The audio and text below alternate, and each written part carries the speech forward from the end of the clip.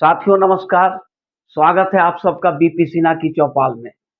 मित्रों, बिहार के वर्तमान मुख्यमंत्री नीतीश जी को आप चाहो तो अहंकारी कह लो, घमंडी कह लो, अविश्वसनीय कह लो, पलटू राम कह लो, पर आप उनको भ्रष्ट नहीं कह सकते हो। क्योंकि इतने दिनों से सत्ता में रहने के बावजूद भ्रष्टाचार का कोई दाग उनके दामन पे चस्पा नहीं हो पाया और कोई कर भी नहीं पाया। साथियों, ये जो सत्ता होती है ना, सत्ता का गलियारा होता है, ये काजल की कोठरी होती है। इसमें जो भी प्रवेश कर गया, उसको एक दाग, छोटा या बड़ा दाग लग ही जाता है। पर ये जो 2 शख्स हैं, नीतीश जी और मोदी जी, ये इतने दिनों से सत्ता में बरकरार हैं, पर कालिक की एक दाग भी इनके दामन पे नहीं दिखाई पड़ती। मित्रों, बहुत समानता है नीतीश जी में और मोदी जी में, बेहद समानता है। असल में मोदी जी, अब समानता क्या-क्या है, पहली समानता तो आप ये देखो, मोदी जी ने जो कुछ भी किया है, देश के लिए किया है। अपने लिए कुछ भी नहीं किया। अपने लिए कोई बिल्डिंग, कोई बंगलो, कोई महल, कुछ नहीं बनवाया, कोई प्रॉपर्टी नहीं खरीदी। वैसे ही नीतीश जी हैं, इन्होंने जो कुछ भी किया, बिहार के लिए किया, खुद के लिए कुछ नहीं किया। अब परिवारवाद का जो आरोप लगता है राजनीतिक पार्टियों पर, तो तमाम राजनीतिक पार्टियां परिवारवादी हैं। लेकिन नीतीश जी और मोदी जी, ये 2 ऐसी शख्सियतें हैं जो इससे बहुत दूर हैं। मोदी जी ने अपने किसी परिवार के किसी सदस्य को राजनीति में नहीं लाया या नहीं बढ़ावा दिया। और नीतीश जी की बात देखिए, एक बेटा था, वो भी राजनीति में नहीं आने दिया नीतीश जी ने। तो बेहद समानता है दोनों के बीच में। और अगर देखा जाए तो नीतीश जी जिस चरित्र के इंसान हैं, जो उनका कैरेक्टर है, जो उनका यूएसपी है, वो है भ्रष्टाचार मुक्त शासन का। लेकिन अब अगर देखा जाए नीतीश जी का नेचुरल एलाई कौन हो सकता है, तो नेचुरल एलाई बीजेपी ही है नीतीश जी का। क्योंकि दोनों तरफ बीजेपी पर भी आज तक, अभी तक भ्रष्टाचार का दाग, कोई बड़ा घोटाला, कोई इस तरह का कोई आरोप नहीं लगा है। आरोप लगाने के लिए लगाया गया, राहुल गांधी ने लगाया राफेल का, अडानी का, और दोनों में मुंह की खाए माफी मांगनी पड़ गई। तो कहने का मतलब है कि नीतीश जी और मोदी जी में बहुत सारी समानताएं हैं। तो नीतीश जी जब तक एनडीए गठबंधन में थे, बहुत शानो शौकत से और चैन से अपना शासन चला रहे थे, मुख्यमंत्री के पद संभाल रहे थे। लेकिन उन्हें भी तो लालच हुई प्रधानमंत्री बनने के लिए। वक्त आया, लोकसभा इलेक्शन के वक्त आने के पहले से ही उन्होंने आरजेडी से समझौता कर लिया।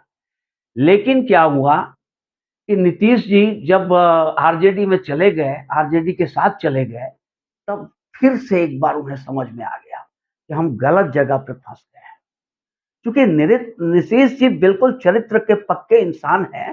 चरित्र का मतलब भ्रष्ट नहीं है, किसी भी सूरत में उनको भ्रष्ट नहीं कहा जा सकता है। और इंडिया गठबंधन का हाल तो ये है मित्रों, कि सीताराम येचुरी भी एक घटक है इंडिया गठबंधन के। और उनसे जब एक पत्रकार ने पूछा, अच्छा येचुरी जी, आप हिंदुस्तान की राजनीति के 5 सबसे भ्रष्ट नेताओं के नाम बताइए, तो सीताराम येचुरी हंसने लगे, कहने लगे कि अरे भाई, ये सवाल मत पूछो, बहुत गड़बड़ हो जाएगा। तो जब पत्रकार ने पूछा क्या गड़बड़ होगा भाई, तो उन्होंने कहा कि मैं उन्हीं लोगों के साथ तो गठबंधन बना रहा हूँ, तो फिर भला मैं किस मुंह से कह दूंगा। तो ये तो हाल है इंडिया गठबंधन का।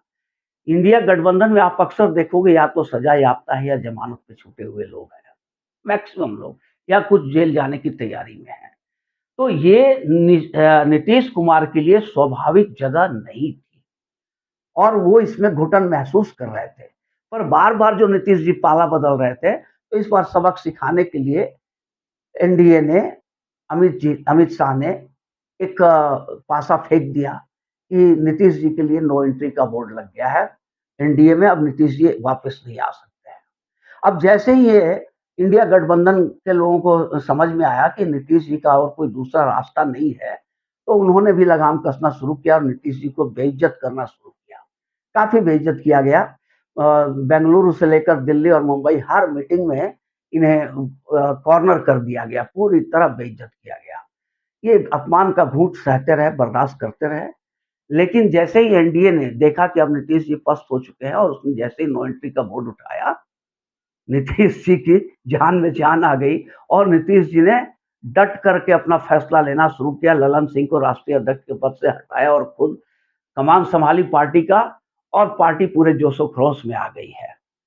अब रह गया सवाल कि इंडिया गठबंधन, जिसके निर्माता नीतीश कुमार थे, वही खुद छोड़ रहे हैं इंडिया गठबंधन को। क्यों? कि वो प्रधानमंत्री बनने के लिए आए थे। अब ये बात उन्हें अच्छी तरह समझ में आ गई है कि इंडिया गठबंधन में कभी भी उन्हें प्रधानमंत्री नहीं बनाया जाएगा। संयोजक का लॉलीपॉप जब पकड़ाने लगे तो नीतीश जी ने ठुकरा दिया और ये 2 निमंत्रण नीतीश जी को मिला। एक निमंत्रण आपका इंडिया गठबंधन के तरफ से आया कि भाई नीतीश जी आप संयोजक बन जाइए, और दूसरा निमंत्रण आया अयोध्या से प्राण प्रतिष्ठा का। तो नीतीश जी ने एक निमंत्रण को ठुकरा दिया, संयुक्त ये जो संयोजक वाली भूमिका थी उसे उन्होंने लात मार दिया और अयोध्या की जो निमंत्रण थी उसे स्वीकार कर लिया। तो नीतीश बाबू अब चल रहे हैं, अयोध्या के लिए प्रस्थान करने वाले हैं, वहाँ उनकी मोदी से मिलन होगी। सारा कुछ पिछले दरवाजे से सब कुछ तय हो चुका। अगर तय नहीं हुआ रहता तो मोदी जी बेतिया का जो रैली शुरू करने वाले थे, वो कैंसल नहीं करते। कैंसल बेतिया की रैली इसी बात के लिए हुई कि नीतीश जी से नई डेवलपमेंट हो गई। अब नीतीश जी अयोध्या में मोदी जी से मिलेंगे, दोनों में क्या बातें होंगी नहीं होंगी, बातें तो सब कोई जान रहा है, सब कुछ सबको पता है। और फिर मोदी जी बिहार पहुंचेंगे, रैली करेंगे और साथ में नीतीश जी भी होंगे। तो जो इंडिया गठबंधन है, बिहार में नीतीश जी के बिना उन्हें एक सीट भी दर्शन नहीं होगा, एक सीट भी नसीब नहीं होगा। 2019 का हाल आप देख लो और फिर एक बार वही हाल हो गया। तो साथियों, मोदी जी इस बार 400 नहीं 450 सीट से वापिस आ रहे हैं। अगर ये वीडियो आप लोग को अच्छी लगी हो तो इसे एक लाइक और चैनल को सब्सक्राइब करेंगे। धन्यवाद।